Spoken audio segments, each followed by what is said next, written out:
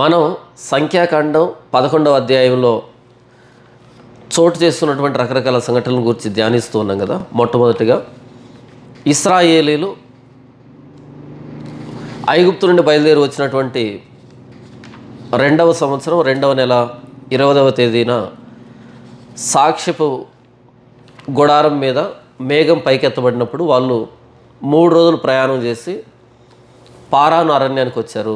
అలా 3 రోజులు ప్రయాణం చేసినప్పుడు వారి ప్రయాణంలో వారికి వచ్చిన ఆయాసం వల్ల వాళ్ళు సనగడం జరిగింది.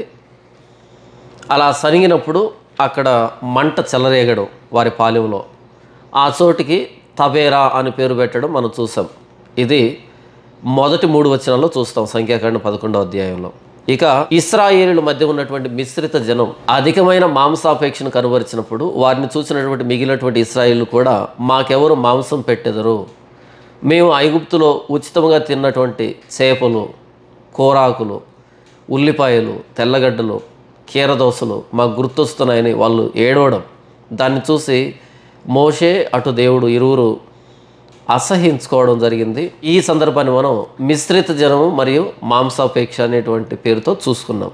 తర్వాత 11 నుండి 15 వచనం వరకు 21, 22 వచనాల్లో మోషే చేసినటువంటి మోటు ప్రార్థన. ఎప్పుడైతే ఇశ్రాయేలీలు మిశ్రిత జనాంగం యొక్క ఆలోచనలతో ఏకీభవించారో దాన్ని చూసి మోషే కోపగించుకొని తన నాయకత్వాన్నే వద్దు అంటూ, తనకు ఈ జీవితం వద్దు అంటూ ఆయన ప్రార్థన చేయడం, మోటు ప్రార్థన మనం చూసుకున్నాం. తరువాత 16వ వచనం నుంచి 30వ వచనం వరకు మోషేకు పరిచారకులుగా దేవుడు 70 మందిని నియమించడం. ఆ 70 మందిని నియమించే విషయంలో దేవుడు తన ఆత్మను వారి మీద కుమ్మరించడం. అలా 68 మంది ఆ గుడారం దగ్గర ఉండడం, మిగిలినటువంటి 2 పాలెంలో ఉండడం. వారి పేరు ఎల్దాదు, మేదాదు. ఎల్దాదు, మేదాదు అనేటువంటి ఆ వీడియోలో పూర్తిగా 16 నుంచి 30 వచనాలు నేను వివరించాను. ఇప్పుడు 31 నుండి చివరి వరకు, అంటే సంఖ్యాకాండం 11వ అధ్యాయం చివరి భాగం. మిశ్రిత జనం అధికమైన మాంసాపేక్ష కనబరిచి వాళ్ళు ఏడ్చినప్పుడు ఇశ్రాయేలు కూడా ఏడ్చారు కదా, మాకు మాంసం కావాలని ఏడ్చారు కదా. అప్పుడు దేవుడు మోషేతో, మోషే ఈ జనులతో చెప్పు, నేను వారికి మాంసాన్ని ఇస్తాను. 1 దినము కాదు, 2 దినములు కాదు, 5 దినములు కాదు, 10 దినములు కాదు, 20 దినములు కాదు, నెల రోజుల పాటు వారికి మాంసం ఇస్తానని చెప్పు. అనగా వారి నాసికారంధ్రంలో ఆ మాంసం అసహ్యం పుట్టేంత వరకు వారికి మాంసం ఇస్తానని చెప్పు అని దేవుడు చెప్పడం జరిగింది కదా. ఆ దేవుని మాట నెరవేర్పు ఏది? నెల రోజుల పాటు వాళ్ళు వారి నాసికారంధ్రంలో అసహ్యం పుట్టేంత వరకు తినేంత మాంసాన్ని ఇస్తానని దేవుడు చెప్పాడు కదా. ఆ నెరవేర్పే సంఖ్యాకాండం 11వ అధ్యాయం 31 నుంచి చివరి వరకు, అంటే సంఖ్యాకాండం 11వ అధ్యాయం యొక్క చివరి భాగం. ఈ అరణ్యంలో మాకు మాంసం ఎవరు పెట్టెదరు అని ఏడ్చినటువంటి ఇశ్రాయేలీలకి దేవుడు మాంసాన్ని ఇచ్చేటువంటి సందర్భం ఇది.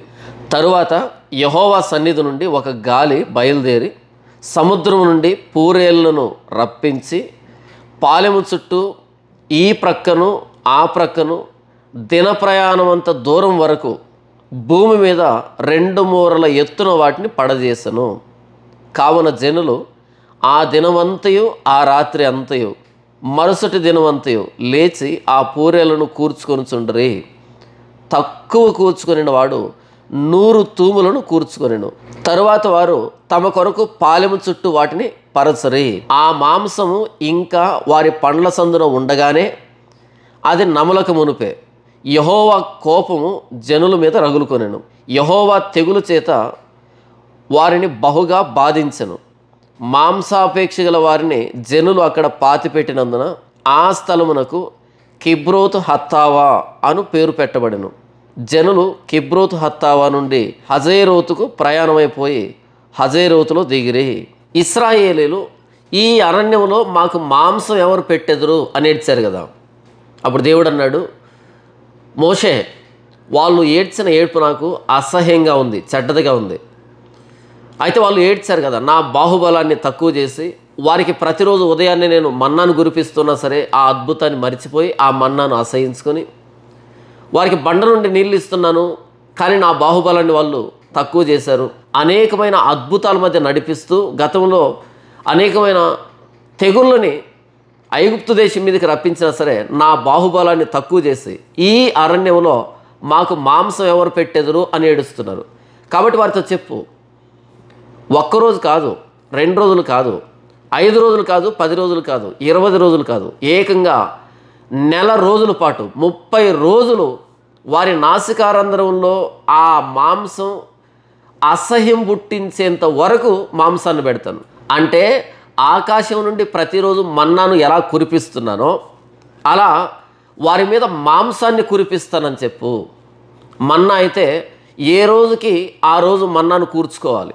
6వ రోజు అయితే 2 మన్నా కూర్చుకోవాలి. మరుసటి విశ్రాంతి దినానికి కూడా మిగిలినటువంటి రోజుల్లో ఏ రోజుకి ఆ రోజు మాత్రమే మన్నా కూర్చుకోవాలి. కానీ వారి మీదకి నేను ఎంత మాంసాన్ని ఇస్తాను అంటే, ఎంత మాంసాన్ని కురిపిస్తాను అంటే, నెల రోజుల పాటు ఏకదాటిగా తిన్నా సరే అయిపోనంత మాంసాన్ని కురిపిస్తానని చెప్పు.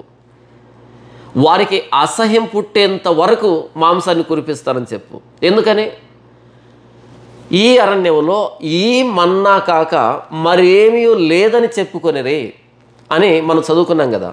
ఈ అరణ్యంలో ఈ మన్నా కాక అంటే మన్నాను వాళ్ళు అంత అసహించుకున్నారు. అయితే మన్నాను ఎంత అసహించుకున్నారో అంతకు 100 రెట్లు మాంసాన్ని అసహించుకునేటట్టుగా చేస్తా, అంత అసహ్యం వచ్చేటట్టుగా మాంసాన్ని కురిపిస్తానని చెప్పు. తరువాత యెహోవా సన్నిధి నుండి ఒక గాలి బయలుదేరి సముద్రం నుండి పూరేళ్లను రప్పించి పాలెము చుట్టూ ఈ ప్రక్కను ఆ ప్రక్కను దిన ప్రయాణమంత దూరం వరకు భూమి మీద 2 మూరల ఎత్తున వాటిని పడజేసెను. వెంటనే యెహోవా సన్నిధి నుండి ఒక గాలి బయలుదేరి వెళ్ళిందంట సముద్రం మీదకి. ఏ సముద్రం? ఎర్ర సముద్రం. ఎర్ర సముద్రం మీదకి యెహోవా సన్నిధి నుండి ఒక గాలి బయలుదేరి వెళ్ళింది. అంటే ఈ పంచభూతాలు, భూమి, ఆకాశం, గాలి, నీరు, నిప్పు, ఈ పంచభూతాలన్నీ దేవుని ఆధీనంలో ఉంటాయి కదా. దేవుడు తన దూతలను వాయువులుగాను అగ్నిజ్వాలలుగాను అని కీర్తనకారుడు వ్రాస్తాడు కదా, వాడుకుంటాడు కదా. దేవుడు గాలిని తన మహిమ కొరకు వాడుకుంటాడు, అగ్నిని తన మహిమ కొరకు వాడుకుంటాడు. బోల్డ్ అనే సందర్భాలు మనం బైబిల్లో చూస్తాం. ఎప్పుడైతే దేవుడు ఆ మాట ఇచ్చాడో యెహోవా సన్నిధి నుండి, ఆ ప్రత్యక్ష గుడారం నుండి ఒక గాలి బయలుదేరి వెళ్ళింది సముద్రం మీదకి. ఎలాగైతే పెంతెకొస్తు పండుగ దినాన బలమైన గాలి వంటి శబ్దం ఆ మేడగదిలోనికి ప్రవేశించిందో, అందరూ దాన్ని అనుభవించారో, ఆ శబ్దాన్ని బట్టి, ఆ గాలి లాంటి ప్రభావాన్ని బట్టి అందరూ ఆ మేడగది చుట్టూ పోగయ్యారో, అలా యెహోవా సన్నిధి నుండి ఒక గాలి బయలుదేరి వెళ్ళింది. ఎందుకని? వీళ్ళకి మాంసం ఇస్తానని చెప్పాడు కదా, ఆ మాంసాన్ని తీసుకొని రావడానికి బయలుదేరి వెళ్ళింది సముద్రం మీదకి యెహోవా సన్నిధి నుండి గాలి. అలా వెళ్ళి ఆ సముద్రం మీద నుండి మరలా వెనక్కి వస్తుంది గాలి. అయితే ఆ గాలి వేటిని తీసుకుని వస్తుందంటే పూరేళ్లను తీసుకుని వచ్చింది, విస్తారమైన పూరేళ్లను తీసుకుని వచ్చింది. తరువాత యెహోవా సన్నిధి నుండి ఒక గాలి బయలుదేరి సముద్రం నుండి పూరేళ్లను రప్పించి పాలెము చుట్టూ ఈ ప్రక్కను ఆ ప్రక్కను దిన ప్రయాణమంత దూరం వరకు భూమి మీద 2 మూరల ఎత్తున వాటిని పడజేసను.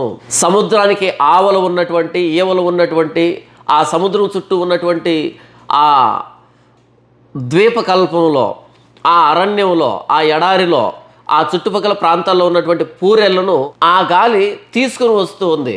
ఆ పక్షులు అటు ఎగురుతూ ఉంటే ఆ గాలి ఇటు లాక్కుని వస్తూ ఉంది. అలా తీసుకుని వచ్చి వారి పాలెము చుట్టూ 2 మూరల ఎత్తు, అంటే దాదాపు 3 అడుగుల ఎత్తు, 3 అడుగుల ఎత్తు వరకు ఒక దిన ప్రయాణమంత దూరం. ఒక దిన ప్రయాణమంత దూరం అంటే దాదాపు 12 కిలోమీటర్ల దూరం, 12 నుండి 15 కిలోమీటర్ల దూరం వరకు 3 అడుగుల ఎత్తు ఎగిరేటట్టుగా, అంతకుమించి ఎగరటంలే, అంటే చిన్నపిల్లలు కూడా పట్టుకునేటట్టుగా. ఎందుకు అవి 3 అడుగులు ఎత్తు మాత్రమే ఎగరగలుగుతున్నాయంటే యెహోవా సన్నిధి నుండి సముద్రం మీదకి బయలుదేరి వెళ్ళినటువంటి గాలి ఆ చుట్టుపక్కల ఉన్నటువంటి పక్షుల్ని ఇలా లాక్కుని వస్తుంది కదా. ఆ పక్షులు అటు ఎగరాలని ఈ గాలి ఇటు లాక్కుని వస్తుంది కదా. కాబట్టి వీరి పాలెం చుట్టూ వచ్చేటప్పటికి వాటికి ఎగరడానికి శక్తి లేదు, 3 అడుగుల ఎత్తు మాత్రమే ఎగరగలుగుతున్నాయి. అలా ఒక దిన ప్రయాణం అంత దూరం. ఒక్కసారి ఊహించండి, ఎంత విస్తారమైన పక్షుల గుంపు వారి పాలెం చుట్టూ ఒక దిన ప్రయాణం అంత దూరము 2 మూరల ఎత్తు. చిన్న పిల్లాడు కూడా పట్టుకోగలిగినంత ఎత్తు. ఎందుకు ఇంత విస్తారమైన గుంపు తీసుకుని వచ్చాడు అంటే 30 రోజుల వరకు వారి నాసికా రంధ్రాల్లో అసహ్యం పుట్టేంత వరకు మాంసాన్ని ఇస్తా అని చెప్పాడు కదా. కాబట్టి పాలెం చుట్టూ ఒక దిన ప్రయాణం అంత దూరము 2 మూరల ఎత్తు విస్తారమైన పక్షులను తీసుకుని వచ్చాడు దేవుడు. తరువాత యెహోవా సన్నిధి నుండి ఒక గాలి బయలుదేరి సముద్రం నుండి పూరేళ్లను రప్పించి పాలెం చుట్టూ ఈ ప్రక్కను ఆ ప్రక్కను దిన ప్రయాణం అంత దూరం వరకు భూమి మీద 2 మూరల ఎత్తున వాటిని పడజేసెను. కావున జనులు ఆ దినమంతయు ఆ రాత్రి అంతయు మరుసటి దినమంతయు లేచి ఆ పూరేళ్లను కూర్చుకొనుచుండ్రి. తక్కువ కూర్చుకుని వాడు 100 తూములను కూర్చుకొనెను. తరువాత వారు తమ కొరకు పాలెము చుట్టూ వాటిని పరచరి.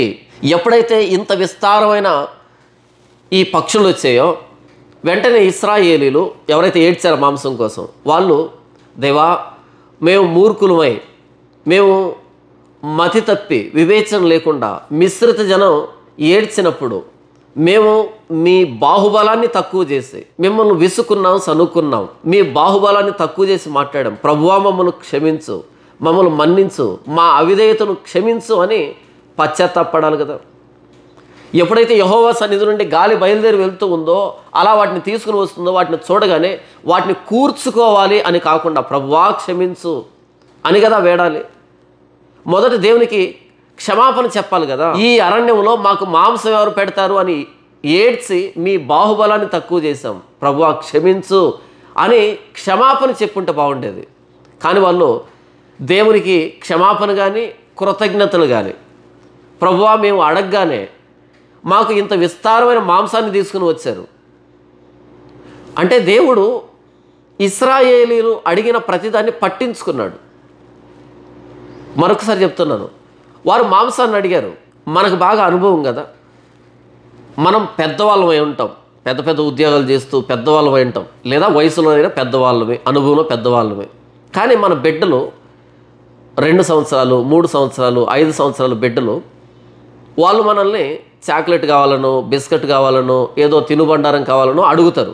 అడిగినప్పుడు మనం వద్దు, జలుబు చేస్తుంది, దగ్గు వస్తుంది అనేటట్టుగా మనం వారిని నివారిస్తాం. అప్పుడు ఆ పిల్లలు ఏడుస్తారు, ఏడవడం ప్రారంభిస్తారు. వాళ్ళు ఏడవడం చూసిన మనం కరిగిపోతాం, చలించిపోతాం. వెంటనే దాన్ని కొనిచ్చేటువంటి ప్రయత్నం చేస్తాం. ఇంత పెద్దవాళ్ళమే, ఇంత అనుభవజ్ఞులమే, ఆ చిన్న బిడ్డ ఏడిస్తే మనకేంటి నొప్పి అంటే మన బిడ్డల్ని మనం పట్టించుకుంటాం. వాళ్ళు ఏడిస్తే చూడలేం. మనం ఎంత బలవంతులమైనా, ఎంత తెలివిగల వాళ్ళము, ఎంత గొప్ప వాళ్ళమైనా సరే చిన్న బిడ్డలు ఏడ్పు అనేటువంటి ఆయుధాన్ని ప్రయోగించినప్పుడు మనం లొంగిపోతాం, ఆ ఆయుధానికి కుప్పగూలిపోతాం. వాళ్ళు అడిగిన దాన్ని కొనిస్తాం కదా. ఇశ్రాయేలు ఎప్పుడైతే మాకు మాంసము ఎవరు పెట్టెదరు అని ఏడ్చారో దేవుడు స్పందించాడు. తండ్రి ఎలాగైతే బిడ్డలు ఏడ్చినప్పుడు చూడలేడో, ఇశ్రాయేలు మాంసం కోసం ఏడ్చినప్పుడు కూడా దేవుడు వారి కన్నీళ్లను పట్టించుకున్నాడు, వారి ఏడ్పుని పరిగణలోకి తీసుకున్నాడు. వీళ్ళు మానవులు, వీళ్ళు ఏడిస్తే నేను పట్టించుకోవడం ఏంటి అని దేవుడు అనుకోడు. మన కన్నీళ్లను ఆయన కవిలలో దాచి ఉంచే దేవుడు, మన సమస్యలు పట్టించుకునే దేవుడు. హిజ్కియా ఏడ్చాడు, దేవుడు చూశాడు ఆయన కన్నీళ్ళని. హిజ్కియా, నీవు గోడ తట్టు నీ ముఖం తిప్పుకొని ఏడవడం, కన్నీళ్లు గార్చడం నేను చూశాను అని నడివిశాలలోకి వచ్చినటువంటి యెషయాను మరలా వెనక్కి పంపించి మరలా ప్రవచనం చెప్పేస్తాడు, నీవు చనిపోవు, నీకు ఆయుష్ను పొడిగిస్తున్నాను అని. నేనేం చెప్తున్నాను అంటే మనం ఎలాంటి వాళ్ళమైనా సరే దేవుని సన్నిధిలో కన్నీరు గార్చినప్పుడు మన కన్నీళ్లను పట్టించుకునే దేవుడు, మన ఏడుపును పట్టించుకునే దేవుడు. అయితే ఇక్కడ ఇశ్రాయేలీలు దేవుణ్ణి నిందించేదానికి ఏడ్చారు కాబట్టి ఇది దేవుని దృష్టికి అసహ్యంగా అనిపించింది. నేనేం చెప్తున్నాను అంటే ఇశ్రాయేలీలు ఎవరైతే ఏడ్చారో వీళ్ళు కేవలం మనుషులు కదా. కేవలం మనుషులు అంటే మనిషి అంటే మరణించేటువంటి గుణం కలిగిన వాడు. దేవుని సంవత్సరాలకి మితి లేదు కదా, దేవుని సంవత్సరానికి మితి లేదు. ఆయనకు ఆది అంతము లేని దేవుడు కదా. మరి ఆయన ఈ మర్త్యమైనటువంటి మనుషుల్ని పట్టించుకోవడానికి వీళ్ళు ఏ పాటి వాళ్ళు? ఎలాగైతే తండ్రి IAS ఆఫీసర్ అయినా సరే తన 3 సంవత్సరాల బిడ్డ ఏడిస్తే కొప్పుగూలిపోతాడో, ఆ ఏడుపు అనేటువంటి ఆ ఆయుధానికి లొంగిపోతాడో, అలా దేవుడు మనం ఏడ్చినప్పుడు పరిగణలో తీసుకుంటాడు. అయితే ఇశ్రాయేలీయులు దేవుని నిందిస్తూ ఏడ్చారు, అయినా సరే పట్టించుకున్నాడు.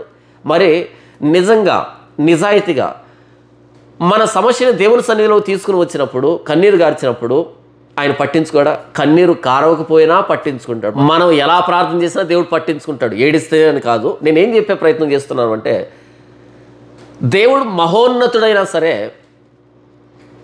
మానవ భావోద్వేగాలను పట్టించుకుంటాడు. మానవ అవసరాలని, మనవుల్ని ఆయన పరిగణలో తీసుకుంటాడు. ఆయన మహోన్నతుడు.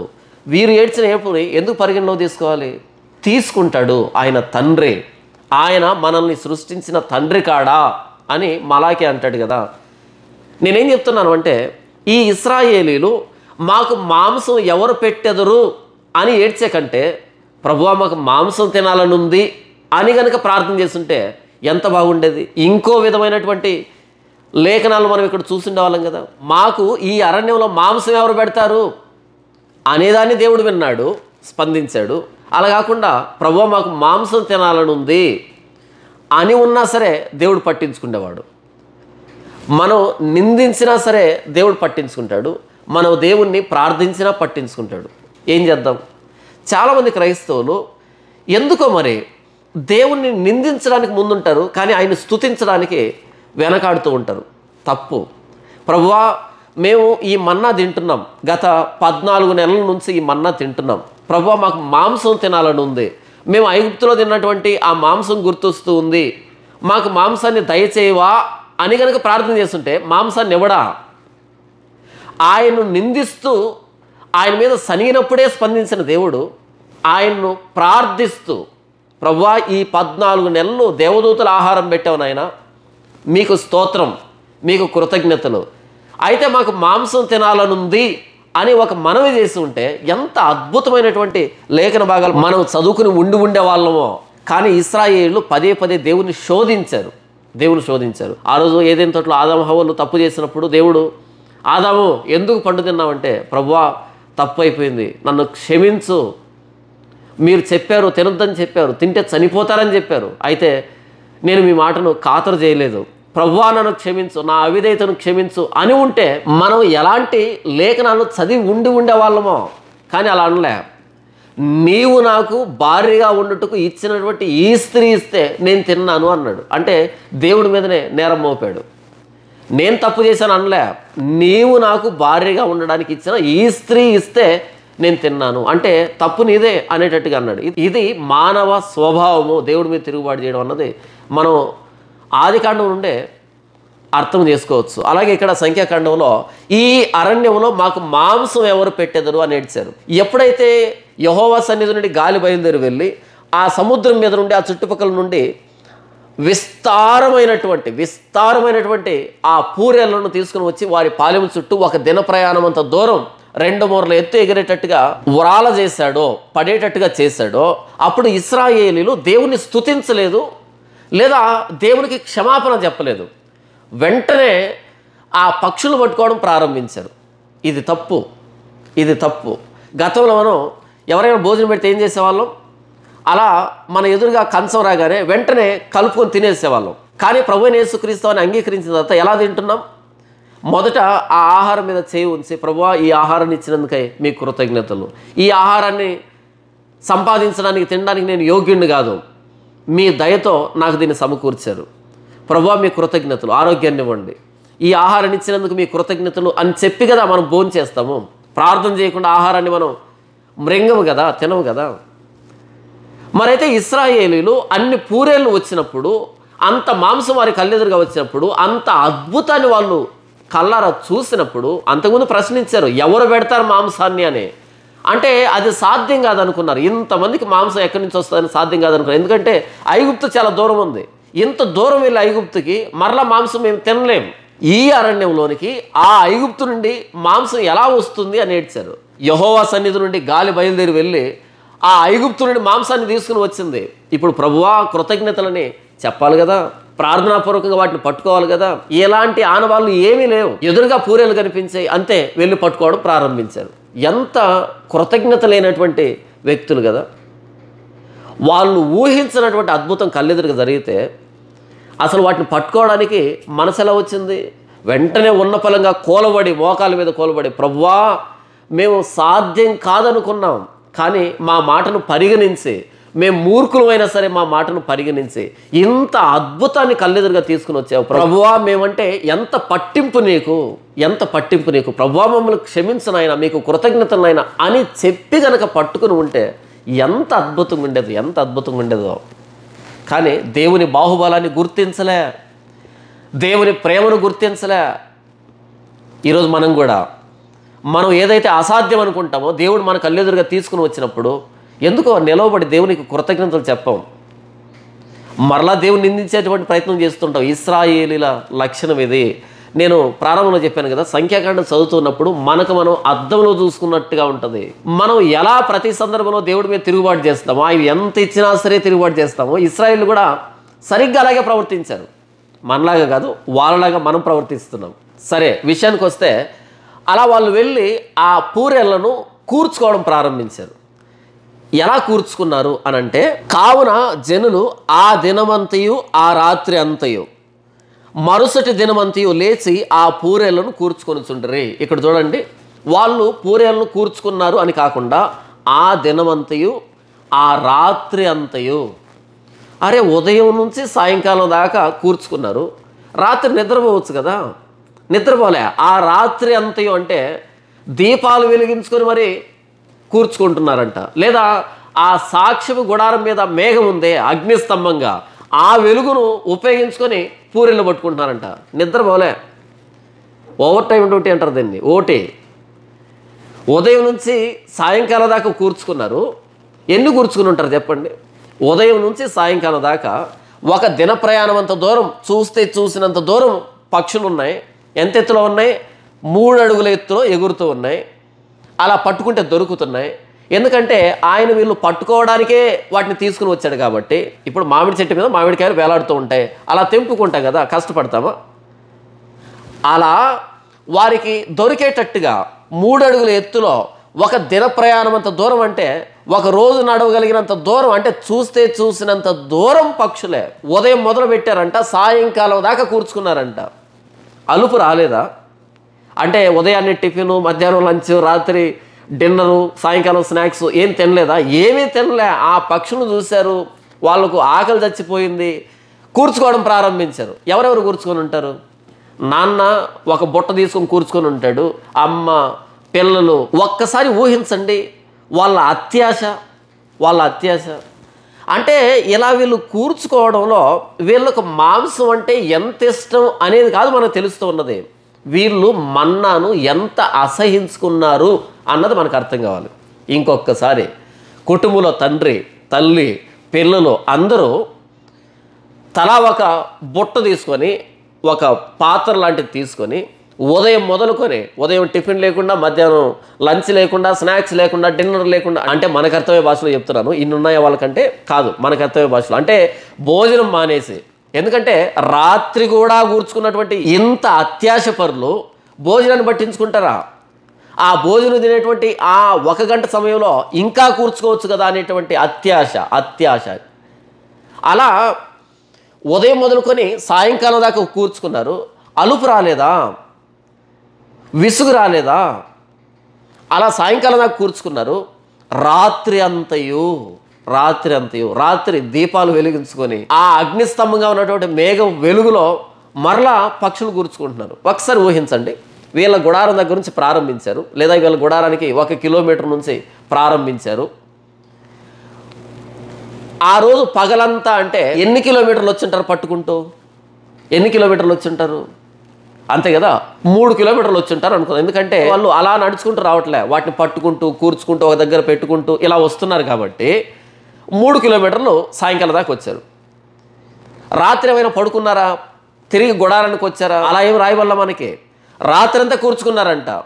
అంటే అక్కడే పెట్టుకొని 3 కిలోమీటర్లు పెట్టుకొని మరలా 3 కిలోమీటర్ల నుంచి ఉదయం దాకా ఇంకో 3 కిలోమీటర్లు పట్టుకుంటూ తిరిగి ఉంటారు. ఏం రాయబడింది ఇక్కడ? మరుసటి రోజు కూడా కూర్చుకున్నారు. అంటే మరలా 3 కిలోమీటర్లు లేదా 4 కిలోమీటర్లు. ఇలా మొత్తం కవర్ చేశారు. మొత్తం 12 లేదా 15 కిలోమీటర్లు, రోజుకు 4 కిలోమీటర్లు వేసుకున్న 1.5 రోజుకి మొత్తం కవర్ చేశారు. అంటే దేవుడు ఎన్ని తీసుకొచ్చాడో అన్నింటిని పట్టుకునేటువంటి ప్రయత్నం చేస్తున్నారు. దేవునికి ప్రార్థన చేయడం కానీ, క్షమాపణ చెప్పడం కానీ, కృతజ్ఞతలు చెప్పడం కానీ ఏమీ లేదు.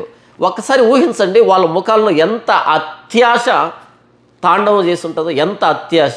ఒక్కసారి మనం గతంలోకి వెళ్ళి ఆ సందర్భాన్ని చూడగలిగితే ఒక్కొక్కరి ముఖంలో ఎంత అత్యాశ, ఎంత మాంసాపేక్ష కాదు కానీ వాళ్ళు మన్నాని ఎంత అసహించుకున్నారు అంటే, ఈ పక్షులు మనం వదిలిపెట్టేస్తే ఇవి తొందరగా అయిపోతాయి కూర్చుకున్నవి, తర్వాత మన్నానే తినాల్సి వస్తుంది. కాబట్టి ఈ మన్నాను మనం ఎక్కువ రోజులు అవాయిడ్ చేయాలంటే ఎక్కువ పక్షులు కూర్చుకోవాలి. వాళ్ళ ఆలోచన మీకు అర్థమవుతుందా? వాళ్ళు అక్కడ మాంసాన్ని అపేక్షిస్తున్నారు అనే దానికంటే దేవుడిస్తున్న మన్నాను అసహించుకుంటున్నారు. ఎంత అసహించుకుంటున్నారు అంటే, మనం ఎంత ఎక్కువ పక్షులు కూర్చుకుంటే అన్ని రోజులు మన్నాను మనం అవాయిడ్ చేయొచ్చు, మన్నాను తినకుండా ఉండవచ్చు అనేటట్టుగా వీళ్ళు మన్నా మీద ఎంత అసహ్యం ఉందో, వీళ్ళకి ఎంత విసిగెత్తిపోయారో మన్నాతో, దానిని పక్షులను కూర్చుకునే విషయంలో తెలియజేస్తున్నారు. అంటే దేవుడు పరసంబంధమైన ఆహారాన్ని కురిపిస్తూ ఉంటే నచ్చలేదు, దేవుని ఆహారం నచ్చలేదు, దేవుని నడిపింపు నచ్చలేదు, దేవుని ప్రణాళిక నచ్చలేదు, దేవుని ఉద్దేశం నచ్చలేదు. వీళ్ళ భూ సంబంధమైన ఆలోచనలు ఎంత అసహ్యంగా ఉన్నాయి. ఆకాశ ధాన్యానికి విలువ లేకుండా చేశారు వీళ్ళు. అది ఇన్ని పూరేలను ఎందుకు కూర్చుకున్నారు అంటే, మన్నాను తినకుండా ఉండేదానికి. తక్కువ కూర్చుకుంటే మరలా మన్నా తినాల్సి వస్తుంది. కాబట్టి ఎంత ఎక్కువ కూర్చుకుంటే అన్ని రోజులు మన్నాని పక్కన పెట్టచ్చు. దేవుడిచ్చే ఆహారం అసహ్యమైంది. కుటుంబంలో ఉన్నటువంటి తల్లి, తండ్రి, పిల్లలు అందరూ కలిసి తలా ఒక బుట్ట తీసుకొని, పాత్రలు తీసుకొని, సంచులు తీసుకొని ఈ పక్షులన్నింటినీ సమకూర్చుకుంటూ ఉంటే, ఉదయం మొదలుకొని సాయంకాలం వరకు, సాయంకాలం మొదలుకొని ఉదయం వరకు, మరలా మరుసటి రోజంతా కూర్చుకుంటూ ఉంటే ఎంత అత్యాశ వారి ముఖాల్లో తాండవం చేస్తుంటుంది. ఇలాంటి వారిని దేవుడు సహించాడు 40 సంవత్సరాలు. ఇలాంటి వారిని 40 సంవత్సరాలు సహించాడు ఆయన. ఇదే సంఖ్యాకాండంలో వ్రాయబడి ఉంటుంది, మీ పితరులు 10 మార్లు నన్ను శోధించరి, పరిశోధించరి, వాళ్ళు ముందుకు సాగకుండా వెనుక్కే సాగారు అని దేవుడు తన బాధను వ్యక్తీకరిస్తాడు. కావున జనులు ఆ దినమంతయు ఆ రాత్రి అంతయు మరుసటి దినమంతయు లేచి ఆ పూరేలను కూర్చుకొని చుండ్రి.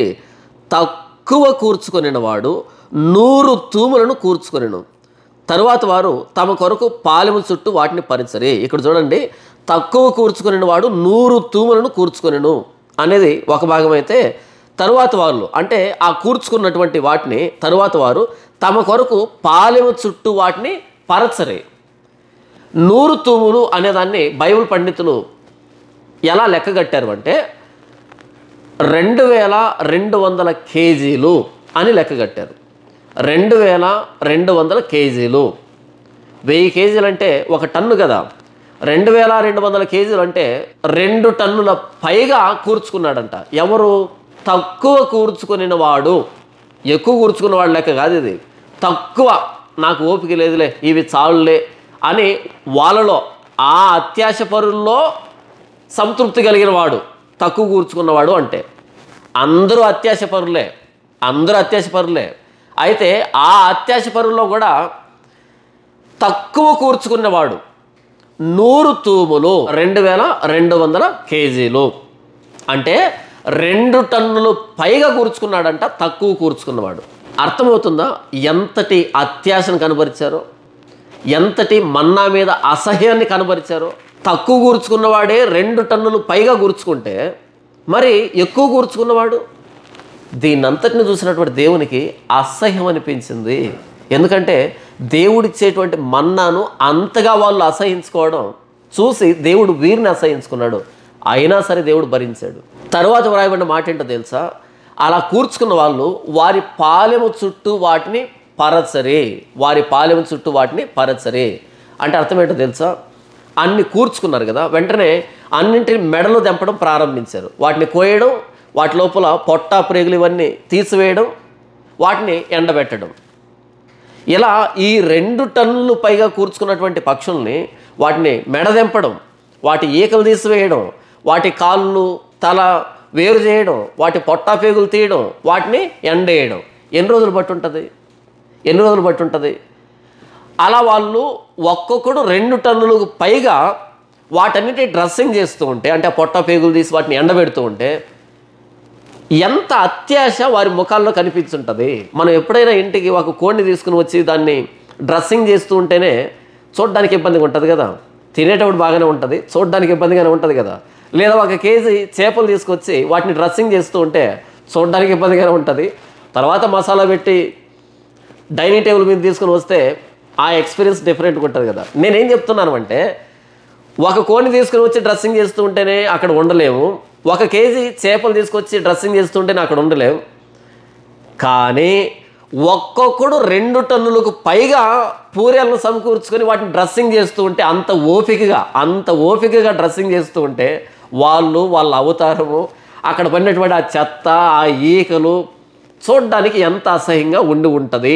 ఏది దేవుని పాయింట్ ఆఫ్ వ్యూలో, మోషే పాయింట్ ఆఫ్ వ్యూలో, దేవుని దృష్టిలో ఎంత అసహ్యంగా ఉండి ఉంటుంది. ఏంటో వీళ్ళు ఇంత అసహ్యమని ఇస్తున్నటువంటి మన్నా వీళ్ళకి. మరి అంతే కదా, మొదట మంచుబడి దాని మీద మన్నాబడి ఇంత శ్రేష్టమైన పరిశుద్ధమైన ఆహారం, పరసంబంధమైన ఆహారాన్ని దేవుడు ఇస్తూ ఉంటే ఇది వద్దంట. ఆ పూరెలను పట్టుకొని వాటిని మెడ దింపేసి వాటి తల వేరు చేసి వాటి ఈకలను తీసి వాటిని కాళ్ళు కట్ చేసి వాటిని పొట్టా పేగులు బయటికి తీసి ఇంత నీసు వాసనైనా భరిస్తారు, కానీ ఈ మన్నాని భరించలేకపోతున్నారు వీళ్ళు. ఏది శ్రేష్టమైంది? కొద్ది రోజులు ఆగితే వాగ్దాన దేశానికి వెళ్తారు, మీ ఇష్టం వచ్చింది తినొచ్చు కదా, చేపలు తినండి, మాంసం తినండి, ఏదైనా తినొచ్చు కదా, లేదా దేవుని అడిగితే ఇస్తాడు కదా.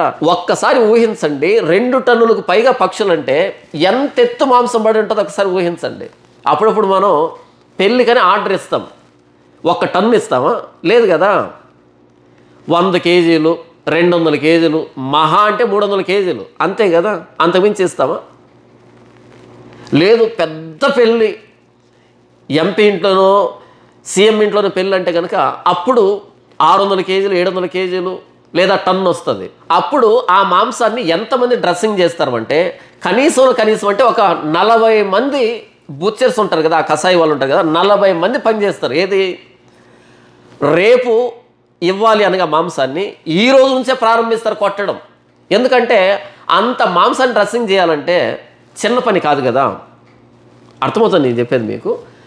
మరి ఒక్కొక్కడు 2 టన్నులకు పైగా కూర్చుకొని వాళ్ళే డ్రెస్సింగ్ చేస్తున్నారు అంటే ఎంత ఆసక్తి వచ్చిందో, ఎంత బలం వచ్చిందో, వాళ్ళ ముఖాల్లో ఎంత అత్యాశ తాండవిస్తూ ఉందో. ఇదంతా ఏం తెలియజేస్తుందంటే మాకు మన్నా వద్దు, ఈ పూరేలను కోసుకొని పాలెము చుట్టూ పరచరి ఎండబెట్టుకున్నారు. కాస్త ఊహించండి, ఈ ఏడ్చినటువంటి ఇశ్రాయేలీల గుడారం చుట్టూ ఏం కనిపిస్తుంది? అంతా మాంసమే. పైనుంచి చూస్తే, దేవుని కోణంలో చూస్తే గుడారం ఎక్కడో కనిపిస్తుంది, గుడారం చుట్టూ అంతా మాంసమే, అందరి గుడారం చుట్టూ మాంసమే. ఎంత అసహ్యం కదా. అదే గుడారం చుట్టూ ఆ ముందు రోజు మంచుబడి దాని మీద మన్నా కురిసింది, తెల్లటి పరిసరాలు. ఎందుకంటే మన్నా కురవడానికి ముందు మంచు కురిసేది, దాని మీద మన్నా కురిసేది. తెలుపు అంటే పరిశుద్ధత కదా, అంత తెల్లగా ఉండడం పరిశుద్ధత కదా. కానీ ఈ పూరేళ్ళు వచ్చిన తర్వాత ఈ పాలెము చుట్టూ మంచు కురిసి ఆ మంచు మీద మన్నా కురిసేంత స్థలం ఎక్కడుంది? అలాగని దేవుడు మాంసం మీద మన్నా కురిపించాడు కదా, ఎందుకంటే దేవుడే కదా మాంసం ఇచ్చాడు. కాబట్టి ఈ పూరేళ్లను ఎండబెట్టినటువంటి స్థలం మినహాయించి అక్కడెక్కడో దేవుడు మన్నా కురిపించాలి. నాకు తెలిసి ఈ పూరేలను ఎండబెట్టుకున్నటువంటి ఆ రోజుల్లో మన్నా వైపు చూసి ఉండరు వాళ్ళు, మన్నాను కూర్చుకోవడానికి వెళ్ళి ఉండరు వాళ్ళు. అంతకుముందు పాలెం చుట్టూ తెల్లగా పరిశుద్ధంగా ఉన్నటువంటి ఆ పరిసరాలు ఇప్పుడు ఎక్కడ పడితే అక్కడ మాంసం, ఎక్కడ పడితే అక్కడ పొట్ట ప్రేగులు, ఎక్కడ పడితే అక్కడ ఆ పూరేళ్ళ ఈకలు, తోకలు, కాళ్ళు. నేనేం చెప్పే ప్రయత్నం చేస్తున్నాను అంటే మొత్తం పాలెన్ని నీసు వాసన పట్టించారు, గబ్బు పట్టించారు, గలీజ్ చేశారు. ఆ మాంసం ఇంకా వారి పండ్ల సందున ఉండగానే అది నమలకు మునుపే యెహోవా కోపము జనుల మీద రగులుకొనెను, యెహోవా తెగులు చేత వారిని బహుగా బాధించెను. ఇక్కడ చాలా జాగ్రత్తగా వినండి. ఆ మాంసము ఇంకా వారి పండ్ల సందున ఉండగానే యెహోవా కోపం రగులుకుంది అని ఇక్కడ వ్రాయబడింది. నేను ఇంతకుముందు ఏం చెప్పాను? ఈ మాంసాన్ని ఎండబెట్టినటువంటి రోజులంతా కూడా ఈ మాంసాన్ని ఎండబెట్టిన స్థలాన్ని మినహాయించి మంచుబడి దాని మీద మన్నా గురిసి ఉంటుంది. ఈ మాంసాన్ని తిన్నన్ని రోజులు వాళ్ళు మన్నా జోలికి వెళ్ళి ఉండరు. పడినటువంటి మన్నా అలాగే ఆవిరైపోయి ఉంటుంది. ఎవరో కొద్దిమంది కూర్చుకుని ఉంటారు అని నేను చెప్పాను కదా. ఇక్కడేమో ఆ మాంసం వారి పండ్ల సందున ఉండగానే యెహోవా కోపం రగులుకుంది అని ఉంది. మరైతే వీళ్ళు ఎండబెట్టుకొని ఈ మన్నా ఆవిరైపోయి ఇంత ఎప్పుడు జరిగిందన్నా? వారు ఆ మాంసాన్ని పండ్ల సందున పెట్టుకోగానే చచ్చిపోయారు అనేది మీకు అనిపిస్తుంది కదా. ఇక్కడ సందర్భాన్ని చాలా జాగ్రత్తగా ఆలోచించండి. వాళ్ళు మొట్టమొదటి రోజు మాంసాన్ని వండుకొని పండ్ల సందులో పెట్టుకోగానే చచ్చిపోలే వాళ్ళు. ఇంకొకసారి చెప్తాను, చాలా జాగ్రత్తగా వినండి. వాళ్ళు మొట్టమొదట ఆహారాన్ని వండుకొని మాంసాన్ని వండుకొని పండ్ల సందులో పెట్టుకోగానే మరణించరా వాళ్ళు. మొదటి రోజు తిన్నారు, రెండవ రోజు తిన్నారు, ఇలా వాళ్ళు తృప్తిగా తింటూనే ఉన్నారు. అయితే ఒకానొక రోజు వారి మీదకి తెగులు వచ్చింది. అలా చచ్చిపోయేటప్పుడు వారి పండ్ల సందులో మాంసం ఉంది. అర్థం కాలేదా? ఇంకొకసారి చెప్తాను, చాలా జాగ్రత్తగా వినండి. వాళ్ళు మొదటి రోజు మాంసం తిన్నారు, రెండవ రోజు మాంసం తిన్నారు, అలా తృప్తిగా మాంసం తింటున్నారు. అయితే ఒకానొక సందర్భంలో వారి మీద దేవునికి అసహ్యం ఎక్కువైంది. ఇక వారిని భరించలేకపోయాడు. అప్పుడు వారి మీద తెగులు వచ్చింది. ఆ తెగులు వచ్చి చచ్చిపోయేటప్పటికీ వారి నోట్లో మాంసం ఉంది. అలా మాంసం నోట్లో ఉండగానే చచ్చిపోయారు అన్నదంతా లేదు కదా అక్కడ. మీరు ఎందుకని లేని దాన్ని చెప్తున్నారే? కీర్తనల గ్రంథము 78వ కీర్తన 29, 30 వచ్చిన నేను చదివి వినిపిస్తాను. వారు కడుపార తిని తనిసిరి, వారు ఆశించిన దానిని ఆయన అనుగ్రహించెను. వారి ఆశ తీరక మునిపే ఆహారం ఇంకా వారి నోళ్ళలో ఉండగానే దేవుని కోపం వారి మీదకి దిగెను. వారిలో బలిసిన వారిని ఆయన సంహరించెను. ఇశ్రాయేలులో యవ్వనులను కూల్చెను. మరొకసారి చదివి వినిపిస్తాను. వారు కడుపార తిని తనిసిరి అంటే సంతృప్తిగా తిన్నారు అని. వారు కడుపార తిని తనిసిరి అంటే సంతృప్తిగా తిన్నారు. వారు ఆశించిన దానిని ఆయన అనుగ్రహించెను. వారి ఆశ తీరక మునిపే ఆహారము ఇంకా వారి నోలలో ఉండగానే దేవుని కోపం వారి మీదకి దిగెను. కీర్తనకారుడు ఏమంటున్నాడు అంటే, వారు కడుపార తిని తనిసిరి అంటే కడుపార తిన్నారు, తృప్తిగా తిన్నారు. అయితే వారి ఆశ తీరక మునిపే దేవుడు వారిని శిక్షించాడు. ఏంటి వారి ఆశ? ఒక్కొక్కడు 2 టన్నులు కూర్చుకున్నాడు కదా. తక్కువ అంటే 2 టన్నులు కూర్చుకున్నాడు. అంటే వారి ఆశ ఏంటంటే ఈ 2 టన్నులు తినాలి ఫుల్గా, నెల రోజుల పాటు తినాలన్నది వాళ్ళ ఆశ. అందుకే కదా అన్ని కూర్చుకున్నారు. అయితే ఈ మొత్తం సరుకు అయిపోయేంత వరకు దేవుడు ఓర్చుకోలేకపోయాడు. మొదటి రోజు తిన్నారు, రెండవ రోజు తిన్నారు, తృప్తిగా తిన్నారు. వారు కడుపారా తిని తనిసిరి తృప్తిగా తిన్నారు. అయితే వారి ఆశ తీరక మునిపే కూర్చుకున్నదంతా తినకముందే అని. అంటే ఆ 30 రోజుల్లో ఎప్పుడో తెగులు వచ్చింది. ఒక రోజు తెగులు వచ్చింది. ఆ తెగులు వచ్చి చచ్చేటప్పటికి వారి నోళ్ళలో మాంసం ఉంది. దాన్ని గురించి సంఖ్యాకాండం 11వ అధ్యాయంలో వ్రాస్తున్నాడు మోషే. అర్థమవుతుంది నేను చెప్పేది. మాంసము వారి పళ్ళ మధ్య ఉండగానే వాళ్ళ మీద తెగులు వచ్చింది అన్నప్పుడు ఇది ఈ 30 రోజుల్లో ఏదో ఒక రోజు, అది మొదటి రోజు కాదు, మొదటి భోజనం కాదు. ఎందుకంటే కీర్తనకారుడు చెప్పాడు కదా, వారు కడుపారా తిని తనిసిరి తృప్తిగా తిన్నారు. అయితే వాళ్ళు చచ్చిపోయే రోజు కూడా మాంసాన్ని నములుతూనే చచ్చారు. దాన్ని తింటూ ఉండగానే చంపాడు. చనిపోయినటువంటి పీనుగుల నోళ్ళలో మాంసం ఉంది అనేది సంఖ్యాకాండంలో రాయబడింది. నేను చెప్పింది అర్థమైంది కదా. తరువాత దీన్ని గురించి 106వ కీర్తన 14-15 వచనంలో భక్తుడు ఏమని రాస్తున్నాడో చూద్దాం. అరణ్యంలో వారు బహుగా ఆశించరి, ఎడారిలో దేవుణ్ణి శోధించరి.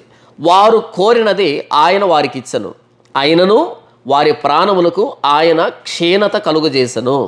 వారు కోరినది ఆయన వారికి ఇచ్చెను, అయినను వారి ప్రాణములకు ఆయన క్షీణత కలుగజేసెను.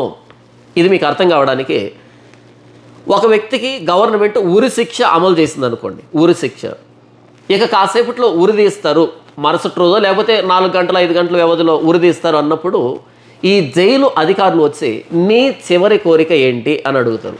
అప్పుడు ఆ వ్యక్తి కనుక నాకు హైదరాబాదు దమ్ బిర్యానీ తినాలి అని అన్నాడు అనుకో, ఏం చేస్తారు వాళ్ళు? వెంటనే హైదరాబాద్ నుంచి దమ్ బిర్యానీ తెప్పించి ఆ వ్యక్తికి తినిపిస్తారు. ఇప్పుడు ఆ వ్యక్తి ఆ హైదరాబాదీ దమ్ బిర్యానీ తింటున్నాడు అనుకో, ఇరుగు పొరుగు ఖైదీలు వాటిని చూసి ఎంత అదృష్టవంతుడో, మేము రోజు ఈ జైల్లో ఈ నాసిరకం భోజనం తినలేక వస్తూ ఉంటే వాడికి చూడు హైదరాబాదీ దమ్ బిర్యానీ పెడుతున్నారు అని అనుకుంటారా? అని అనుకోరు. ఏమనుకుంటారు? చావు తిండి చివరి భోజనం, చావు తిండి చివరి భోజనం కదా, జాలి పడతారు కదా. సరిగ్గా ఇక్కడ కూడా అదే జరుగుతుంది. వారు ఆశించిన దానిని దేవుడు వారికి అనుగ్రహించాడు, అయినను దేవుడు వారిని శిక్షించాడు. అంటే చావు తిండి పెట్టాడు, చంపే ముందు తిండి పెట్టాడు, అంతే. మనము దేవుని చిత్తానికి వ్యతిరేకమైన కోరికలు కోరుకున్నప్పుడు ఇస్తాడు. మరొక్కసారి, మనం దేవుని చిత్తానికి వ్యతిరేకమైన కోరికలు కోరుకున్నా సరే ఇస్తాడు. అయితే ఎలాగైతే ఉరి తీసేవాడికి చివరి భోజనం పెడతాడో అలా చివరిగా దాన్ని ఇచ్చి అలానే మూసి పెడతాడు సమాధిలో. కాబట్టి మనం చెడ్డ వాటిని ఆశించకూడదు. ఇశ్రాయేలీలు అరణ్యంలో చెడ్డ వాటిని ఆశించి నాశనం అయ్యారు. మనం చెడ్డ వాటిని ఆశించొద్దు అంటాడు. కొరింథీయులకు రాసిన మొదటి పత్రిక 10వ అధ్యాయం 6వ వచనంలో అపోస్తలుడైన పౌలు, వారు చెడ్డ వాటిని ఆశించినట్లు మనం చెడ్డ వాటిని ఆశించొద్దు అంటాడు పౌలు. మంచి వాటిని ఆశించినా ఇస్తాడు ఆయన, చెడ్డ వాటిని ఆశించినా ఇస్తాడు, అందులోనే చంపుతాడు. మంచి వాటిని ఆశించామనుకో దేవుడు ఇస్తాడు, మనల్ని దీవిస్తాడు, వాటిని అనుభవించేటువంటి శక్తిని, సామర్థ్యాన్ని, ఆయుష్ని, ఆరోగ్యాన్ని ఇస్తాడు ఆయన. కానీ చెడ్డ వాటిని ఆశించామనుకో, ఎలాగైతే జైలు అధికారులు ఉరి తీసే ముందు చివరి భోజనం పెడతారో, చివరి కోరిక తీర్చి చంపుతారో, ఎలాగైతే ఒక కషాయవాడు మేకను గొంతుకు వచ్చేటప్పుడు నీళ్లు దాపించి మరి గొంతుకు వస్తాడో, అలా మనం చెడ్డ వాటిని ఆశిస్తే వాటిని ఇచ్చి మరి గొంతుకు వస్తాడు. కాబట్టి దేవునికి వ్యతిరేకమైన వాటిని మనం అడగకూడదు, కోరుకోకూడదు, తప్పది అని ఇశ్రాయేలీల ఈ సందర్భాన్ని బట్టి మనం అర్థం చేసుకోవాలి. దేవుడు వారు కోరినది వారికి ఇచ్చాడు, అయినను వారి ప్రాణానికి క్షీణత కలుగజేశాడు. చివరి భోజనం, చావు భోజనం, చివరి కోరిక. ఎలాగైతే ఒక కోడిని కోసేటప్పుడు నీళ్లు దాపించి కోస్తారో, ఎలాగైతే ఒక మేకపోతును కోసేటప్పుడు నీళ్లు దాపించి మరి కోస్తారో, అలా వారు ఆశించిన దాన్ని కొమ్మరించి, వారి నెత్తి మీద కొమ్మరించి, విస్తారంగా కొమ్మరించి, వారి పండ్ల సందులో ఆ ముక్క నములుతుండగానే ప్రాణం తీశాడు. ఎంతటి భయంకరం కదా. అంటే బబుల్గము నమిలినట్టుగా మాంసాన్ని నములుకుంటూ పాతాళానికి వెళ్ళారేమో. మాంసం వారి పండ్ల సందులో ఉండగానే వాళ్ళు చచ్చారు అంటే ముక్క నములుకుంటూ పాతాళానికి వెళ్ళారు అని మనం అర్థం చేసుకోవాలి. నేనేం చెప్తున్నాను అంటే దేవునికి అయిష్టులుగానే పాతాళానికి వెళ్ళారు, దేవునికి అయిష్టులుగానే చచ్చారు. అక్కడ పాతాళంలో పడ్డారు, ఇక్కడ నోట్లో మొక్కు ఉంది. మన బంధువులను, స్నేహితులను చూస్తుంటాం, లేదా గతంలో మనం చేసి ఉంటాం. మన కుటుంబంలో ఎవరైనా చచ్చిపోయారు అనుకోండి, ఆ వ్యక్తికి మాంసం అంటే బాగా ఇష్టం అనుకోండి, 10వ రోజు 11వ రోజు మాంసాన్ని వండుకొని వెళ్ళి ఆ సమాధి మీద పెడుతూ ఉంటారు. కానీ దేవుడు ఇక్కడ వారి పండ్ల సందులో పెట్టిన తర్వాత చంపాడు. ఇది దేనికి గుర్తంటే వాళ్ళు పాపం చేస్తూ ఉండగానే చచ్చారు, పాపంలోనే చచ్చారు. భయంకరం కదా. ఆ మాంసము ఇంకా వారి పండ్ల సందున ఉండగానే అది నమలక మునిపే యెహోవా కోపము జనుల మీద రగులుకొనెను, యెహోవా తెగులు చేత వారిని బహుగా బాధించెను. వాళ్ళు కూర్చుకున్న విధానం, వాళ్ళు వాటిని శుభ్రపరుచుకున్న విధానం, వాళ్ళు ఎండబెట్టుకున్న విధానం, వాళ్ళు తింటున్న విధానం చూసి అసహ్యం అనిపించి అంతే విస్తారంగా తెగుళ్ళు కూడా కొమ్మరించాడు. ముందు పూరేలు కొమ్మరించాడు, తర్వాత తెగుళ్ళు కొమ్మరించాడు. కాబట్టి అది తింటూనే చచ్చిపోయారు. మాంసాపేక్ష గల వారిని జనులు అక్కడ పాతి పెట్టినందున ఆ స్థలమునకు కిబ్రోత్ హత్తావా అను పేరు పెట్టబడెను. మాంసాపేక్ష గల వారిని అక్కడ పాతి పెట్టినందున ఆ స్థలానికి కిబ్రోత్ హత్తావా అని పేరు పెట్టెను. అంటే దురాశపరుల సమాధులు అని. కిబ్రోత్ హత్తావా అంటే దురాశపరుల సమాధులు అని. అంటే వారు చచ్చిన తర్వాత వారి సమాధి కూడా ఇరుగు పొరుగు వారికి ఏం చెప్తుందంటే ఇవి దురాశ కలిగిన వారి సమాధులు, నిత్యమైన అవమానానికి పాత్రులుగా చేశాడు, నిత్యముగా శాపానికి ఆస్పదంగా చేశాడు. ఆ సమాధులు ఎవరివండి అంటే అవి దురాశపరుల సమాధులు, నిత్యమైన శాపానికి ఆస్పదంగా చేశాడు. వాళ్ళు మాంసం కోసం ఏడ్చిన విధానం అవమానకరమే, వాళ్ళు వాటిని కూర్చుకున్నటువంటి విధానము అవమానకరమే, వాళ్ళు చచ్చినటువంటి విధానము అవమానకరమే, వాళ్ళ సమాధులు కూడా అవమానమే, శాపమే. అంతే. దేవునికి విరోధముగా సనిగినప్పుడు, గొనిగినప్పుడు, దేవునికి విరోధముగా కార్యాలు తలపెట్టినప్పుడు మన జీవితం అంతా అవమానకరంగానే ఉంటుంది. మనం బ్రతికిన అవమానమే, చచ్చిన అవమానమే, మన సమాధి కూడా అవమానాన్నే మనకు కలుగు చేస్తుంది. భూమి మీదనే కాదు, ఈ అవమానకరమైనటువంటి చిహ్నాలు, చచ్చిన తర్వాత నరకం. ప్రియమైన సహోదరుడా సహోదరి, దేవునికి విరోధమైన వాటిని ఆశిస్తున్నావా? దేవునికి విరోధమైన వాటిని చేస్తున్నావా? తలపెడుతున్నావా? జాగ్రత్త. కిబ్రోత్ హత్తావా అనేటువంటి అనుభవంలోకి నిన్ను కూడా తీసుకొని వస్తాడేమో ఆయన. నీ సమాధిని కూడా అవమానానికి హేతుగా చేస్తాడేమో. నీ చావును కూడా అవమానానికి హేతుగా చేస్తాడేమో. నీవు చేస్తున్న పాపములోనే చంపుతాడేమో. జాగ్రత్త. అంతే కదా, ఆ మాంసం వారి పళ్ళ సందున ఉండగానే చంపాడు. అలా నీవు చేస్తున్న పాపంలోనే గుండె ఆగుతుందేమో. జాగ్రత్త. నీవు చేస్తున్న పాపంలోనే ప్రాణం పోతుందేమో. జాగ్రత్త. సంఖ్యాకాండం 25వ అధ్యాయంలో షిమ్యోను గోత్రానికి సంబంధించి జిమ్రి అనేటువంటి వ్యక్తి షిత్తిం ప్రాంతం నుంచి కొబ్జి అనేటువంటి స్త్రీని తీసుకుని వచ్చి వ్యభిచారం చేస్తూ ఉంటాడు కదా. అలా ఆ పడకు చోటుకు వెళ్ళి ఫీనెహాసు ఈటతో పొడి చంపుతాడు కదా. వారిద్దరి కడుపులో గుండా ఆ ఈట దూరిపోతుంది కదా. అంటే వాళ్ళు వ్యభిచారం చేస్తూ ఉండగానే వారి కడుపుల్లో గుండా ఈట దిగబడిందంటే వాళ్ళు ఎలా చచ్చిపోయారో ఒక్కసారి ఊహించండి. కాబట్టి మనం పాపం చేస్తూ ఉండగానే దేవుని ఈట దిగబడవచ్చు, గుండె ఆగొచ్చు, ప్రాణం పోవచ్చు. జాగ్రత్త. ఎందుకంటే దేవునికి మనం అసహ్యం పుట్టించామనుకో, ఒకరోజు చూశాడు, 2 రోజులు చూశాడు, 3 రోజులు చూశాడు, అయినా వారి బుద్ధి మారలే. మొదటి రోజు గబగబా మింగేశారు, ఏదోలే ఆత్రం కొద్ది తిన్నారు, చాలా రోజులు అయింది కదా అని అనుకున్నాడు. 2వ రోజు కూడా గబగబా మింగుతున్నారు, 3వ రోజు కూడా గబగబా మింగుతున్నారు. ప్రార్థన లేదు, కృతజ్ఞత లేదు, దేవుని బాహుబలాన్ని స్తుతించడం, కీర్తించడం లేదు. మింగడమే మింగడమే మింగడమే. కాబట్టి అసహ్యం అనిపించింది. కాబట్టి వాళ్ళు నమ్ముతూ ఉండగానే ప్రాణం తీశాడు. జాగ్రత్త. చేసిన పాపాన్ని పదే పదే చేస్తున్నావేమో, అదే పాపంలోనే ప్రాణం తిని పరిస్థితి ఏంటి ఒకసారి ఆలోచించు. దిగబడదా? దేవుని ఈట దిగబడదా? ఆ రోజు జిమ్రి, కొబ్జి వారి కడుపుల్లో గుండా ఈట దిగబడింది, ఫీనెహాసు ఈట. ఇక్కడ వారి పండ్ల సందులో ముక్క ఉండగానే ప్రాణం పోయింది. నీవు ఏ పరిస్థితిలో ఉన్నావో, ఏ ముక్కన వెళ్తున్నావో, ఏ పాపంలో ఉన్నావో నీది నీకే తెలుసు కదా, నాది నాకే తెలుసు కదా. కాబట్టి జాగ్రత్త. దేవునికి అసహ్యం పుట్టించే విధంగా ప్రవర్తిస్తున్నావేమో. జాగ్రత్త. కిబ్రోత్ హత్తావా అనేటువంటి ఆ సమాధులు ఏం చెప్తున్నాయంటే, భవిష్యత్ తరాలకి దేవుడు ఇచ్చేటువంటి మన్నాను అసహించుకుని ఐగుప్తు మాంసాన్ని కోరుకుని దేవుని ప్రణాళికను ధిక్కరించిన వారి సమాధులు ఇవి. దేవుని ఉద్దేశానికి వ్యతిరేకంగా కోరుకుని చచ్చిన వారి సమాధులు ఇవి అని భవిష్యత్ తరాలకి వీరు ఆశించినట్టుగా చెడ్డవాటిని ఆశించకండి అనేటువంటి సంకేతం ఇస్తున్నాయి కిబ్రోత్ హత్తావా అనే ప్రాంతంలో ఉన్నటువంటి సమాధుల గుంపు. ఈ కార్పొరేట్ పాస్టర్లు ఉన్నారు కదా క్రైస్తవ్యంలో, వీళ్ళని చూసినప్పుడు నాకు నిజంగా ఈ కిబ్రోత్ హత్తావాలో చచ్చినటువంటి వారి జీవితాలు గుర్తొస్తాయి. ఎందుకు అంటే ఎప్పుడు ప్రసంగం చేసినా డబ్బు డబ్బు, దశంభాగం, కానుకలు అనేటట్టుగా అడుగుతుంటారు. నాకు ఆశ్చర్యం అనిపిస్తుంది. తృప్తి లేదా? ఎందుకు అంత డబ్బు? ప్రభు అయిన యేసుక్రీస్తు అని ప్రకటించే వ్యక్తికి అంత డబ్బు దేనికి? అన్ని కోట్లు దేనికి? తృప్తి అనిపించట్లే వీళ్ళకి.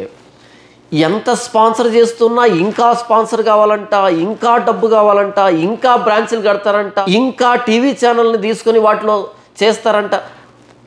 అంటే సరిపోవట్లేదు ఆ డబ్బు. కిబ్రోత్ హత్తావాలో చచ్చినటువంటి వారి జీవితాలు ఎంత దురాశతో ఉన్నాయో అంతే కదా. మరి ఉదయం మొదలుకొని సాయంకాలం దాకా కూర్చుకున్నారు, సాయంకాలం మొదలుకొని ఉదయం వరకు కూర్చుకున్నారు, మరలా ఉదయం మొదలుకొని ఆ రోజంతా కూర్చుకున్నారు. ఎంతటి అత్యాశ, ఎంతటి దురాశ. ఈరోజు ఈ కార్పొరేట్ పాస్టర్ని, ఈ పెంతెకోస్తు పాస్టర్ని వీళ్ళని చూస్తూ ఉంటే డబ్బు డబ్బు డబ్బు, కానుక అని ఎంత కూర్చుకుంటున్నారంటే ఏం చేస్తారు మరి? అంత డబ్బు దేనికి అన్నది నాకు వచ్చేటువంటి ప్రశ్నార్థకం. డబ్బు అవసరమే, సేవకు డబ్బు అవసరమే, మనం బ్రతకాలంటే డబ్బు అవసరమే, మన అవసరాలు తీరాలంటే డబ్బు అవసరం, నేను కాదంటం లేదు. కానీ ఇంత ఎందుకు కూర్చుకుంటున్నారు? వీళ్ళకు పూరీలు తినాలనిపించింది, మంచిది. 1 రోజుకో 2 రోజులకో 3 రోజులకో 5 రోజులకో లేదా 10 రోజులకో కూర్చుకుని ఉంటే బాగుండేది. కానీ ఏకంగా నెల రోజుల పాటు ఎంత దూరం ఉంటే అంత దూరం నడుచుకుంటూ వెళ్ళి కూర్చుకుంటున్నారు. అది అసహ్యం కదా. పరిచయకు డబ్బు అవసరమే, మనం బ్రతకాలంటే కొన్ని అవసరాలకు డబ్బు అవసరమే. కానీ ఎందుకని అంతగా కూర్చుకుంటున్నారు? ప్రత్యక్షంగా పరోక్షంగా ఎక్కడ మీటింగ్ పెట్టినా, ఏ ప్రసంగం చేసినా కాను గురించి, డబ్బు గురించి. అసలు ఈ కుమారులు ఉన్నారు చూసారా, ఈ కుమారుల సిరీస్ని చూసారా? వాళ్ళని చూసినప్పుడు నిజంగా నాకు ఎంత ఆశ్చర్యం అనిపిస్తుంది అంటే, ఏం చేస్తారు దాన్ని? గట్టిగా 5 ఇడ్లీ తింటే ఉదయాన్నే ఎక్కువ, 5వ ఇడ్లీ 6వ ఇడ్లీ అంటే ఇక వద్దురనైనా వాంతికి వస్తుంది అనేటువంటి పరిస్థితి. మధ్యాహ్నం 1 ప్లేట్ భోజనం చేస్తే ఇక సాయంకాలం దాకా ఆకలి కాదు. మరి ఇంత చిన్న కడుపుకి ఇన్ని కోట్ల రూపాయలు కూడబెట్టాల్సిన అవసరం ఏంటి? ఇన్ని బ్రాంచ్లు కోట్ల రూపాయలు పెట్టి సేవను భ్రష్టు పట్టించే ఇంత దురాశ ఏంటి? కిబ్రోతు హత్తావాలో పళ్ళ మధ్య మాంసాన్ని పెట్టుకొని చచ్చిన వాళ్ళ గతి ఏంటో వీళ్ళ గతి కూడా అదే అని నేను భావిస్తున్నా. ఎంత డబ్బు ఏది నాకు తెలిసి వీళ్ళే నయం. ఎందుకంటే వీళ్ళు మాంసాన్ని కోరుకున్నారు, చచ్చారు. వీళ్ళ వల్ల మిగిలిన వారికి వచ్చినట్టు నష్టం లేదు. కానీ ఈ కుమారులు, ఈ కార్పొరేట్ పాస్టర్లు ఉన్నారే, వీళ్ళు సేవను భ్రష్టు పట్టిస్తున్నారు. ప్రభువైన యేసుక్రీస్తు సిలువను భ్రష్టు పట్టిస్తున్నారు. నాకు తెలిసి ఈ కిబ్రోతు హత్తావాలో చచ్చిన వాళ్ళు నయం, చాలా బెటర్ పొజిషన్లో ఉంటారు వీళ్ళకంటే. ఎందుకంటే మేమే నయం కదరా, మేము మన్నాను వద్దనుకున్నాం, మాంసాన్ని కావాలనుకుని చచ్చాం. మీరు ఏకంగా సిలువ మీద ప్రాణం పెట్టిన యేసు ప్రభునే తాకట్టు పెట్టి ఆయన్నే వద్దనుకొని డబ్బును కూర్చుకొని చచ్చారు కదా, మీదేం బ్రతుకురా అని అని ఉమ్ముతారేమో నాకు తెలిసి ఈ కిబ్రోతు హత్తావాలో చచ్చిన వాళ్ళు. ఈ కుమారులను, ఈ టెంపుల్స్, ఈ కార్పొరేట్ పాస్టర్లు ఉన్నారే వీళ్ళ మీద ఉమ్ముతారేమో. చిచి మీదేం బ్రతుకురా నాయన, మేము మన్నాను వద్దనుకున్నాం, పూరేళ్ళు కావాలనుకున్నాం, మా బతుకేలా అయింది. మీరు చదివారు కదరా సంఖ్యాకాండంలో. కానీ మీరేంటారు ఏకంగా యేసు ప్రభునే కాదనుకున్నారు, సిలువనే కాదనుకొని డబ్బు కోసం కకృతిపడి చచ్చారు అని ఉమ్ముతారేమో. ఎంతకంటే అవమానమా? కాబట్టి మేల్కోండి కుమారులారా, ఈ టెంపుల్స్, ఈ వర్షిప్ సెంటర్లు పెట్టి సేవను భ్రష్టు పట్టిస్తున్నటువంటి దౌర్భాగ్యులారా, ఇప్పటికైనా మేలుకోండి. ఎందుకంటే నరకంలో పడతారు అని కాదు నేను చెప్తూ ఉన్నది. ఆ నరకంలో పడి నరకంలో మీకంటే ముందు పోయినటువంటి ఈ కిబ్రోతు హత్తావాలో తెచ్చారే, వీళ్ళ చేత ఉమ్మి వేయించుకుంటారు. అది దరిద్రం. కిబ్రోతు హత్తావా అనే దాని గురించి ఆలోచించే కదా. దురాశపరుల సమాధులు, దురాశపరులు, అత్యాశపరులు, దేవుడు వద్దన్న దాన్ని ఆశించి చచ్చిన వారిని గురించి మనం ఆలోచించుకున్నాం కదా. ఇప్పుడు అపోస్తలుడైన పౌలు తిమోతికి పత్రిక వ్రాసి అందులో ఏమని వ్రాస్తున్నాడో చూద్దాం. సంతుష్టి సహితమైన దైవభక్తి గొప్ప లాభ సాధనమై ఉన్నది. మనం ఈ లోకంలోనికి ఏమీ తేలేదు, దీనిలో నుండి ఏమీ తీసుకుని పోలేము. కాగా అన్న వస్త్రములు గలవారమై ఉండి వాటితో తృప్తి పొంది ఉందుము. అపోస్తలుడైన పౌలు ఇక్కడ తిమోతికి నేర్పిస్తున్నటువంటి ఆలోచన విధానం అన్నది కిబ్రోతు హత్తావాకి పూర్తి వ్యతిరేకం. మరొకసారి, సంతుష్టి సహితమైన దైవభక్తి గొప్ప లాభ సాధనం. ఎందుకంటే మనం ఈ లోకంలోనికి ఏమీ తేలేదు, ఈ లోకంలో నుండి ఏమీ తీసుకుని పోలేము. కాగా అన్న వస్త్రములు గలవారమై ఉండి వాటితో తృప్తి పొంది ఉందుము అన్నటువంటి ఈ ఆలోచన విధానం కిబ్రోతు హత్తావాకి పూర్తి వ్యతిరేకము. కిబ్రోతు హత్తావా అన్నది దురాశ, ఇంకా కావాలి, ఇంకా కావాలి, ఇంకా కావాలన్నది. కానీ పౌలు అంటున్నాడు, ఓ తిమోతి, నీవు ఈ లోకంలోనికి వచ్చినప్పుడు ఏమి తీసుకుని రాలే, వెళ్ళేటప్పుడు ఏమి తీసుకుని వెళ్ళవు. కాబట్టి ఎలాంటి పరిచర్య చేస్తావంటే నీకు ఉన్నదే ఎక్కువ చాలు అనుకుని పరిచర్య చేయి. అది సంతుష్టి సహితమైన దైవభక్తి. అప్పుడు మాత్రమే ప్రభువైన యేసుక్రీస్తు నిజంగా ప్రకటించగలుగుతావు అని చెప్తున్నాడు. ఓ తిమోతి, నిన్ను కాపరిగా నియమించాను. అయితే నీవు ఎలాంటి మనసు కలిగి సేవ చేయాలంటే నాకు ఉన్నదే ఎక్కువ, సంతృప్తి సహితమైనటువంటి దైవభక్తి, ఉన్నదే ఎక్కువ, ఇంకేదో కావాలి కాదు, ఉన్నదే ఎక్కువ అనేటట్టుగా పరిచర్య చేయి. ఆ ఆలోచనతో పరిచర్య చేయి. అప్పుడు ప్రభువైన యేసుక్రీస్తు వారిని ఎలా ప్రకటించాలనో అలాగే ప్రకటిస్తావు. ఎప్పుడైతే ఏదో కావాలి అని పరిచర్య చేస్తావో ప్రభువైన యేసుక్రీస్తు వారి శిలువ త్యాగాన్ని నీవు దాచిపెట్టాల్సి వస్తుంది, మూసిపెట్టాల్సి వస్తుంది. పెట్టకథలు, కల్పనా కథలు, కట్టుకథలు, దురద చెవులను గోకేటువంటి ప్రసంగాలు చేయవలసిన పరిస్థితి ఏర్పడుతుంది. తిమోతి, అర్థమవుతుందా? నాకేం వద్దు అని అనుకుంటే అపోస్తలుడైన పౌల్లాగా ప్రసంగం చేయగలుగుతాం. పౌలు అంటున్నాడు ఇక్కడ, మనం ఈ లోకంలోనికి ఏమీ తీసుకుని రాలేదు. నంబర్ 1 0. ఈ లోకంలో నుంచి ఏమీ తీసుకుని పోలేము, ఎంత సంపాదించినా సరే. వెళ్ళేటప్పుడు 0. కాబట్టి సంతృప్తి సహితమైన దైవభక్తి చేద్దాం. తీసుకొని రానప్పుడు, తీసుకొని పోనప్పుడు ఇంకెందుకు. కాబట్టి ప్రభువైన యేసుక్రీస్తు వారు ఎందుకు సిలువలో ప్రాణం పెట్టాడో ఆయనను ఆయనలాగానే ఈ ప్రపంచానికి మోసుకుని వెళ్ళాలి అంటే మనం ఏదో సంపాదించాలి అనే ఆలోచన నుంచి బయటికి రావాలి. ఈరోజు ప్రభువైన యేసుక్రీస్తుని ప్రకటించడానికి వస్తున్నటువంటి వ్యక్తులు యేసు ప్రభువును అడ్డు పెట్టుకుని ఏదో సంపాదించే ప్రయత్నం చేస్తున్నారు. అందుకనే సేవ భ్రష్టు పట్టింది. ఈ కుమారులు, ఈ టెంపుల్లు, ఈ వర్షిప్ సెంటర్లు, ఈ దౌర్భాగ్యులందరూ తయారైపోయారు. ఎందుకని యేసు ప్రభు గురించి 4 మాటలు చెప్పడం, కానుకను రాబట్టడం. దేవుడు మిమ్మల్ని దీవించాలంటే, మిమ్మల్ని ఆశీర్వదించాలంటే. ఏం దీవించాలి, ఏం ఆశీర్వదించాలరా నాయన? ఆ రోజు ఒక దిన ప్రయాణం అంత దూరం పూరేలు రప్పించాడు. ఏమైనా ఆశీర్వాదమా? అది ఆశీర్వాదం కాదు నాయన. ఆ పూరేళ్ళ శవాలు ఎలాగైతే పరచబడ్డాయో వీళ్ళ శవాలు కూడా అలాగే పరచబడ్డాయి. దురాశపరుల సమాధులు కిబ్రోత్ హత్తావాలో. దేవుడు మనల్ని ప్రేమించి ఇచ్చే కొద్ది మొత్తం కూడా మనకు ఆశీర్వాదం. దేవుడు నిజంగా మనల్ని ప్రేమించి మనకి ఇవ్వాలి. అంతేగాని ఆశపడి ప్రభు అయిన యేసుక్రీస్తు వారి సిలువను తాకట్టు పెట్టి మనుషులు మెప్పించడానికి, అలరించడానికి, కవ్వించడానికి, ఉర్రుతులుగించడానికి, ఎంటర్టైన్ చేయడానికి పెట్టకథలు, కట్టుకథలు, జోకులు, స్టాండప్ కమేడియన్ చేష్టలు, ఏంట్రా ఈ తమాషాలు చర్చిల్లో? వేదికెక్కి ప్రభు అయిన యేసుక్రీస్తు వారి సిలువను గురించి ప్రకటించవలసినటువంటి గంభీరమైనటువంటి సమాచారాన్ని వెదజల్లవలసినటువంటి క్రైస్తవ పాస్టర్లు గుంపుని సంతోషపెడతారా? జోకులు, కట్టుకథలు, పెట్టకథలు, సాక్ష్యాలు, రకరకాల తలాతవకాలైనటువంటి ఎన్నో కార్యక్రమాలు. ఎందుకు అంటే క్రౌడ్ని ఎంటర్టైన్ చేయడానికి, ఈ గుంపుని ఎంటర్టైన్ చేయడానికి. మరి యేసు ప్రభు సిలువ, అపోస్తలులు ఎప్పుడైనా ఇలాంటి దరిద్రపు కొట్టు కార్యక్రమాలు పెట్టారా? 50 రోజుల ఉపవాస ప్రార్థనలు అంట, 70 రోజుల ఉపవాస ప్రార్థనలు అంట, విజ్ఞాపన ప్రార్థన అంట, ఆ ప్రార్థన అంట, ఈ ప్రార్థన అంట. ఇవన్నీ ప్రభు అయిన యేసుక్రీస్తుని మహింపరచడానికే చేస్తున్నారా? లేకపోతే కిబ్రోత్ హత్తావాలో ప్రాణం పోగొట్టుకున్న వాళ్ళలాగా కూర్చుకోవడానికి ఏమైనా పెడుతున్నారా? కూర్చుకోవడానికే కదా. మరలా ప్రశ్న ఏంటి?